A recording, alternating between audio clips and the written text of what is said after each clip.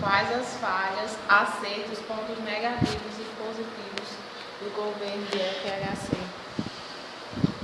Bem, o governo de FHC, de Fernando Henrique Cardoso, foi um governo como outros quaisquer que já passaram no Brasil, que tiveram seus acertos, suas falhas, seus pontos positivos, seus pontos negativos. Fernando Henrique Cardoso, um homem inteligentíssimo, sociólogo, que logo após a saída de Collor, quando Itamar Franco assumiu o governo no Brasil, convidou Fernando Henrique para ser ministro, né, das Comunicações do Exterior, e depois se tornou o ministro da Fazenda. Nessa época, o Brasil estava vivendo um período de hiperinflação, ou seja, uma inflação galopante. Então, Fernando Henrique cria um plano para estabilizar a economia do Brasil e acabar com a inflação e gerar novos empregos. Então, ele queria consertar a parte econômica e social do Brasil. Então, cria o Plano Real. Este Plano Real, de início, foi bastante criticado, até porque muitos não acreditavam na eficiência deste plano. Então, vinha as eleições de 1994, Fernando Henrique, como criador e pai deste plano, sai candidato a presidente da República, onde é eleito logo no primeiro turno, com 55% dos votos válidos. E a intenção, o objetivo deste governo de Fernando Henrique, FHC, seria ministrar o plano que ele era o próprio criador. De início, recebeu bastante crítica, mas logo no início a gente começou a ver a eficácia desse plano, onde uma inflação que chegava a 900% ao ano, logo em 95 vai cair. Em 96 fecha 9,6%, onde aí começa a dar credibilidade, né, e popularidade a Fernando Henrique Cardoso, que baixa a inflação, segura uma economia, estabiliza, né, aumenta a questão da exportação e importação no Brasil, e isso faz com que o índice de popularidade de Fernando Henrique comece a crescer com o Plano Real. Quanto às falhas, né, que isso aí foi um dos pontos positivos, quanto às falhas, a gente já vai observar no segundo mandato de Fernando Henrique, porque ele vai ser o primeiro presidente do Brasil a ter 2 governos consecutivos, 2 mandatos consecutivos. Por quê? Porque no finalzinho do seu governo, 97, a Constituição do Brasil cria uma emenda que dá direito à reeleição aos presidentes da República, aos governadores e prefeitos do Brasil. Então, com isso aprovado, Fernando Henrique lança-se candidato novamente a presidente da República, onde é eleito em 98, logo também no primeiro turno, com a aceitação da maioria dos brasileiros que estavam felizes com o plano. Essa foi uma das. E as falhas vão aparecer por quê? Porque no segundo mandato de Fernando Henrique, ele começa a sentir várias crises, aparecer várias crises no seu governo. Uma delas foi a falta de energia elétrica. Aí veio os apagões, né, racionamento.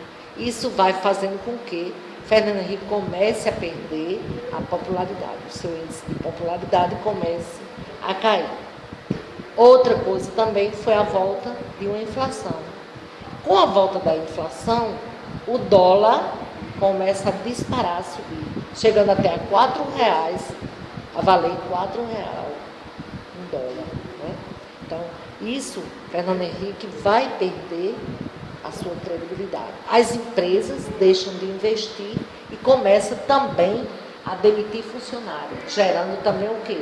Um número maior de desemprego. Essas foram uma das falhas do governo de Fernando Henrique. Qual a semelhança entre o governo de Getúlio Vargas e o de FHC? Existe a questão de semelhança no meu modo de ver a história, a popularidade, o populismo. Getúlio Vargas foi um homem que também veio como Fernando Henrique, para controlar uma inflação galopante, acabar com o desemprego e também para gerar, acabar com a inflação e gerar novos empregos, ou seja, consertar o Brasil econômico e socialmente.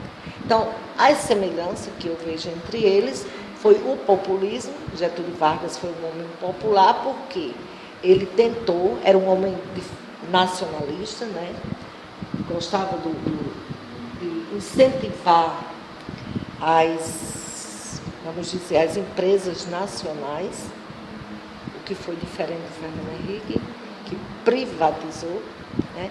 Essa aí é uma diferença, não uma semelhança. Mas o que eu considero semelhança entre os dois foi a maneira de querer consertar econômica e socialmente o Brasil, acabar com o desemprego e o populismo que foi criado entre os dois, principalmente o primeiro governo de Fernando Henrique Cardoso. Ele se tornou bastante popular devido a seu pai do Plano Real. Qual a principal característica da política de FHC? A principal característica Sim. foi combater a inflação, equilibrar a economia do Brasil e a privatização.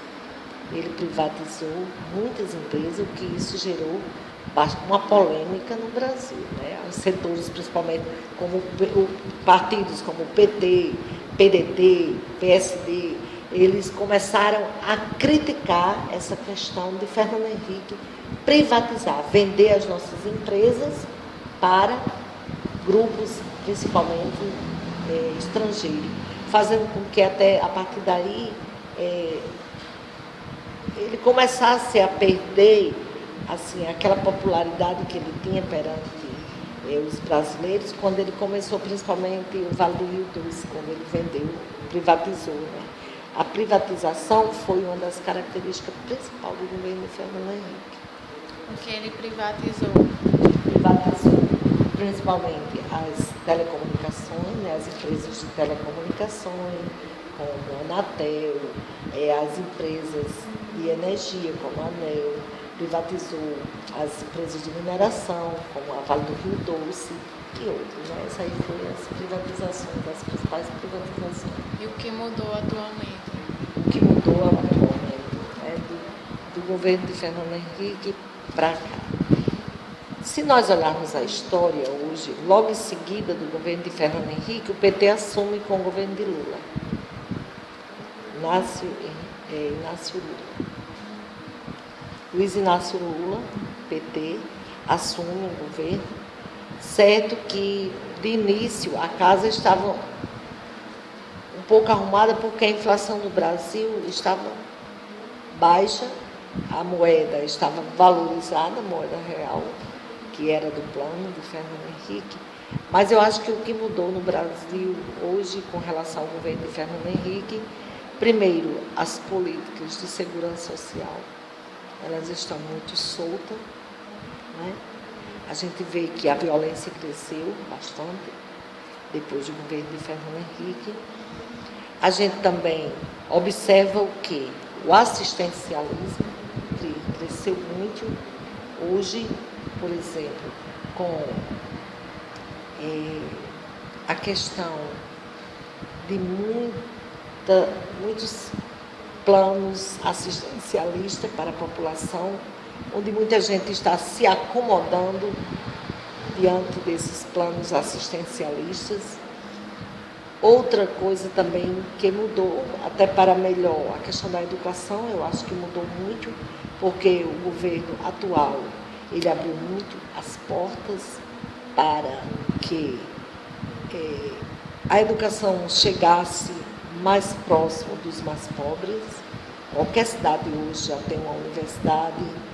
O Enem, que foi criado hoje para a educação, abriu as portas para que o filho do pobre pudesse chegar a uma universidade pública.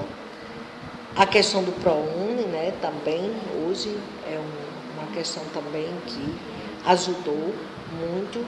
O que eu acho, assim, só a falha que eu considero, eu acho que tem muito assistencialismo. Mas em questão de educação, foram abertas muitas universidades, muitas escolas técnicas, muita coisa mudou, que no governo de Fernando Henrique isso era mais fechado, mais limitado, não dava esse N oportunidades que hoje tem nesse novo governo do PT. Então é isso que eu vejo, assim, as mudanças, principalmente na educação, porque a saúde do Brasil está zero, né? A gente precisa ver. E a educação, principalmente, eu acho que a educação, principalmente o ensino médio, ele precisa melhorar bastante, né, para que os nossos alunos se preparem mais, tem que se voltar mais, porque eles criaram o Enem, mas eu acredito que o ensino médio deve estar preparado e voltado para preparar o nosso aluno para isso, para ele chegar ao Enem, às portas da universidade, pelo Enem. A educação, os professores, a gente deve estar mais preparado para prepararmos o nosso aluno para o Enem, porque a gente vê as dificuldades deles quando chegam lá, a realidade é diferente do dia a dia que eles passam. Então é isso que eu vejo.